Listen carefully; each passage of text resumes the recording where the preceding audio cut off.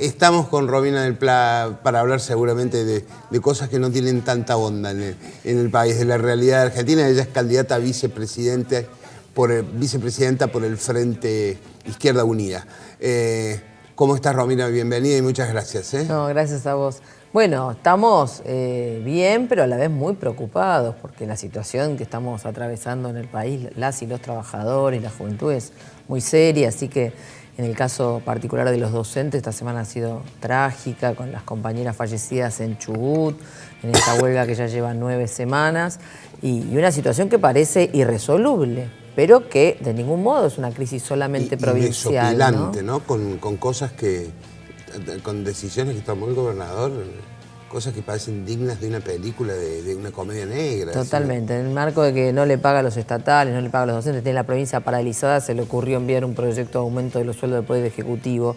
Realmente creo que el sentimiento y el reclamo que va recorriendo los cortes, las asambleas de todos los gremios, porque aparte acá, esto, vuelvo a insistir, está paralizada la provincia, es que Arcioní se tiene que ir, no asumir de nuevo el 10 de diciembre, se tiene que ir, hay que reorganizar toda esa provincia, abrir los libros. Pero mira, ayer cuando estábamos en el marco del paro de CETERA, hicimos un gran acto de los sindicatos docentes combativos en la casa de la provincia de Chubut. Nos preguntaban algunos periodistas, decían, bueno, pero esto es una crisis provincial, ¿por qué un paro nacional? Y yo decía, no es una crisis provincial, porque si uno ve la cantidad de provincias que están expuestas con sus deudas en dólares, hay una parte en pesos, pero muchas con una gran parte en dólares, vemos que la situación de Chubut pueden atravesarla otras provincias. La provincia de Buenos Aires está segunda en la lista, pero después vienen otras, Mendoza, Santa Fe. Todas las provincias están endeudadas. Entonces, efectivamente está lejos de ser una situación provincial, porque si todos toman la decisión de pagarle primero a los acreedores internacionales y después ver si le pueden pagar a los empleados estatales, bueno, la situación se puede extender rápidamente. De lo que dijiste es que Arcioni se tiene que ir, pero ganó la elección, lo votó. Sí, bueno, pero vos te das cuenta que no puede resolver lo mínimo. La misma gente que lo votó está pidiendo que se vaya. Está bien, pero la gente lo votó. Sí, pero lo votó antes de esto.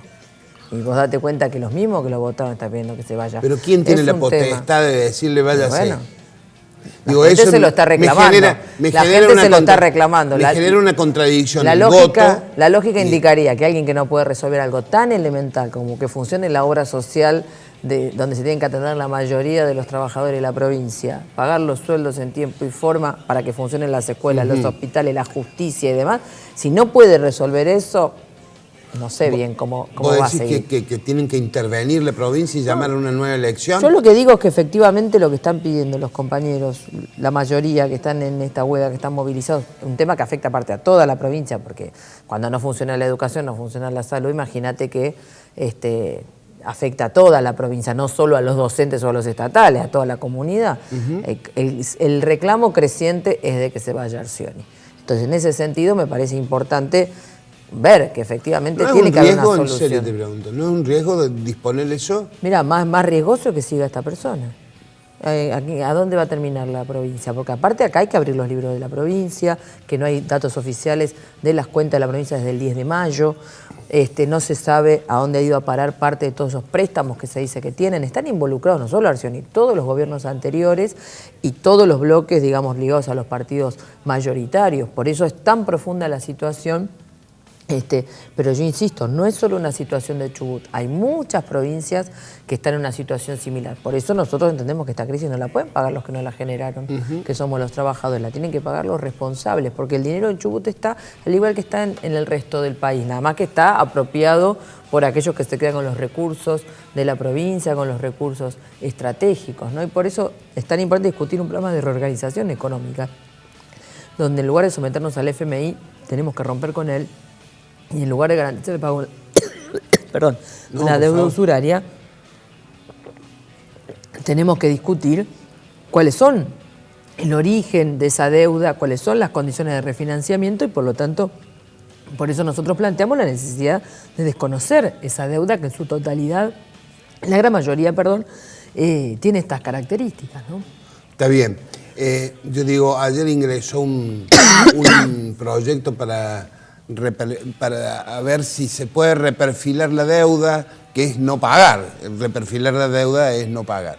¿Qué van a decir ustedes en el Congreso respecto a ese proyecto del Gobierno Nacional? Mira, en primer lugar, el proyecto es difícil que tenga un tratamiento próximo porque no ha sido discutido ni con los principales bloques de la oposición. Entonces, como dicen muchos diarios de hoy, en realidad el gobierno quería cumplir con enviar el proyecto en hacer el trámite. Ahora, efectivamente nosotros no vamos a acompañar ninguna medida que nos coloque como socios del endeudamiento e incluso de este default selectivo, porque no nos han venido a consultar sobre el momento en el que se tomaba la deuda y en qué condiciones. No vamos a ahora aparecer como socios y cómplices de esta medida que en realidad está encubriendo que hay un default selectivo, ¿no? Entonces ahí justamente vos fíjate que esto nos coloca en el tema del programa del Frente de Izquierda Unida.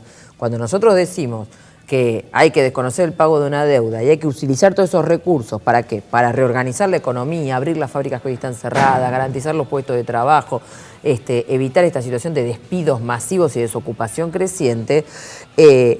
Alguien dice, bueno, pero mirá las consecuencias, ¿cómo puede ser? Y entonces yo, ¿qué les contesto? Mira, los que quieren pagar la deuda, los que no paran de deshacerse en declaraciones de pago de deuda y que además para hacerlo han pagado miles de millones de dólares y de pesos y aún así, por supuesto a costillas de planes de ajuste, y aún así no pueden pagar, son los que nos llevan al quebranto. Nosotros estamos proponiendo otra cosa, reorganizar la economía, abrir las fábricas, reestructurar justamente quiénes son los que se llevan los recursos que tenemos en el país y entonces, en función de eso, poder garantizar que la mayoría de la población, en lugar de retroceder en sus condiciones de vida, mejore. Entonces, es mucho más sensato lo que proponemos nosotros que el camino de decir hay que pagar, hay que pagar, hay que pagar y que nos llevan al no pago y al quebranto, ¿no? Preguntan mis compañeros. ¿Qué tal, Romina? ¿Qué tal? ¿Cómo te va? Durante la gestión de Macri se dio una suerte de reforma parcial en cuanto a lo previsional y quedó en el tintero una eventual reforma laboral. En caso de que gane Alberto Fernández, ¿te preocupa que se modifiquen ciertas reglas de juego en cuanto a lo provisional y también a lo laboral? Mira, es claro que el FMI está reclamando esos dos temas como uno de los condicionamientos para discutir eventualmente una modificación también de los vencimientos de la deuda con el FMI. Por lo tanto, es un tema que va a entrar en escena. Cuando ya vemos que incluso varios de los que están en el entorno de Alberto Fernández hacen declaraciones al respecto, Tomada y otros, sobre cómo podría ser una modificación del régimen previsional, bueno, uno empieza a preocuparse seriamente. ¿Por qué? Porque en ningún caso se habla de, por ejemplo, restituir los aportes patronales, armar un proyecto para garantizar el 82% móvil del salario del trabajador en actividad, que es como históricamente se establecieron las jubilaciones y por lo que en realidad se aporta. Porque tenemos que recordar que las jubilaciones no son un subsidio del gobierno. Y esto es muy grave porque si uno ve el proyecto de presupuesto que presentó la CUNSA la semana pasada, en el rubro, subsidios y subvenciones y asistencia social figuran las jubilaciones y las pensiones como si fueran una dádiva. De ninguna manera. Las jubilaciones son justamente un derecho para el retiro por el cual los trabajadores aportamos. Y desde Cavallo y Menem en adelante se eliminaron gran parte de los aportes patronales que nunca fueron restituidos por ninguno de los gobiernos. Por eso cuando empiezan a insistir con el tema de la sustentabilidad del régimen previsional, nosotros decimos, bueno, muy bien, para hacerlo definitivamente sustentable, que el Estado devuelva toda la plata que se llevó del sistema todos estos años. B, que se restituyan los aportes patronales. Después charlamos. Con eso efectivamente se puede sostener el 82% móvil. Entonces, no es esto lo que quieren discutir. Lo que el FMI reclama y se está aplicando en otros países del mundo es aumentar la edad jubilatoria, modificar la base de cálculo de la jubilación inicial, llevarla todavía más atrás que 40-50% en el que está hoy en la relación del salario del activo, ir todavía más abajo y que tenga un carácter meramente asistencial. ¿Por qué? Porque lo que quieren habilitar nuevamente es la idea de privatizar una parte al menos del sistema jubilatorio. Entonces, como la jubilación se convierte en algo tan magro, como ya se está convirtiendo en la actualidad, por debajo de la línea de pobreza e incluso de indigencia, todos los que cobran la mínima, y cada vez hay un porcentaje mayor de trabajadores jubilados que cobran la mínima, que se habilite masivamente los fondos de retiro. Entonces, ese sistema, un sistema mixto de jubilación privada para compensar, que es un gran negocio para los bancos, y luego un dudoso resarcimiento a futuro para el trabajador que tiene que pagar. Pero se vuelve a la idea de que el trabajador sea el que se pague su propia jubilación íntegramente y se elimina la responsabilidad patronal y los aportes patronales. Por eso hay que tener cuidado cuando hablan de... Alberto Fernández descartó la idea de una reforma laboral por ley, como está planteando Macri, ¿no? Una reforma integral del sistema, pero dice vamos a ir gremio por gremio y nuestro modelo es vaca muerta. Bueno, nosotros alertamos, el modelo de vaca muerta es un convenio firmado con la burocracia del gremio petrolero al servicio de las petroleras, no al servicio de los trabajadores, que modifica el convenio petrolero, que flexibiliza las condiciones de trabajo, que flexibiliza enormemente las condiciones de seguridad. Por eso, desde que está vigente 14 meses, ya se han muerto 8 trabajadores, se han herido una cantidad enorme, y hay además otro tema del que poco y nada se habla, que es la cantidad de accidentes de derrames y demás que hay en esa explotación y que están generando un desastre ambiental, ¿no? Entonces, rechazamos la reforma laboral, ya sea como una ley integral o gremio por gremio. Por eso el próximo 24, el plenario del sindicalismo combativo y otros sectores que hemos participado en un gran plenario que se hizo en el Sindicato del Neumático el sábado anterior, hemos votado una jornada nacional de lucha, donde vamos a poner todo este programa en el centro de la escena, porque efectivamente, mientras las centrales dan la espalda, en lugar de convocar el paro de 36 horas tan necesario para frenar estos despidos que dan estos índices de desocupación del cual todo el mundo se agarra la cabeza, pero que son obvios en el marco de semejante nivel de despidos y suspensiones, colocar un programa integral, aumento de salarios, prohibición de suspensiones y despidos, y además, por supuesto, también los reclamos de los trabajadores desocupados, ¿no? Bien. Rapiña, ¿qué tal? Buenos días, ¿cómo estás? Te veo con el pañuelo verde y también el naranja, que bueno, para los que nos están escuchando, el naranja, la lucha es la separación de la Iglesia con el Estado, un Estado laico. ¿Crees que esto va a tener lugar en ambos temas van a tener lugar en la Agenda 2020? Y por otra parte, todo indicaría que, si se da la tendencia como en las PASO, que tal vez Alberto sea el próximo presidente. Él ya se expresó en cuanto a la despenalización del aborto, pero ¿crees que lo va a tomar y va a tener apoyo del Estado Nacional estos dos temas de agenda? Mira, creo que no quieren discutirlo.